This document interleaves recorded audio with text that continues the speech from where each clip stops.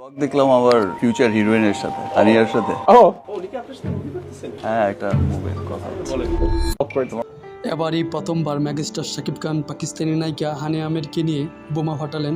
শাকিব খান এখন পুরো ডুবে আছেন তার নতুন ছবি সোলজারের কাজে। ঠিক সেই সময়ই চাউর হলো আরেকটি ঝকঝকে খবর, তার আসন্ন সিনেমা প্রিন্সে নাকি জুটি বাঁধতে যাচ্ছেন পাকিস্তানি সুন্দরী নায়িকা হানিয়া আমিরের সাথে।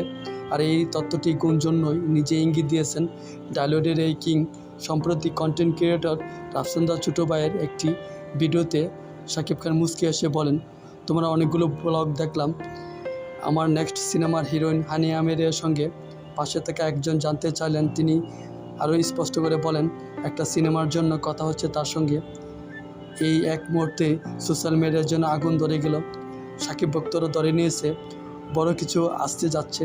কেউ বলছেন শাকিব খানের প্রিন্স সিনেমায় হয়তো থাকছেন হানিয়া আমির, আবার কেউ বলছেন নতুন ঘোষিত রোমান্টিক সিনেমার ছবিতে দেখা যেতে পারে হানিয়া আমির এই শাকিব খান জুটিকে। কিন্তু মজার ব্যাপার হচ্ছে, শাকিব খান নিজেও এখন স্পষ্ট করে বলেননি কোন সিনেমার জন্য এই তারকা জুটি থাকবে। তাই ভক্তদের হিসাব নিকেশ এখন সোশ্যাল মিডিয়ার ট্রেন্ড হয়ে দাঁড়িয়েছে। সব কিছু শেষে এখন দেখার বিষয় হচ্ছে শাকিব খানের কথা আবার সত্যি হয় নাকি এটা শুধু তার নতুন সিনেমাকে ঘিরে আলোচনার তাপ বাড়ানোর আরেকটা কৌশল।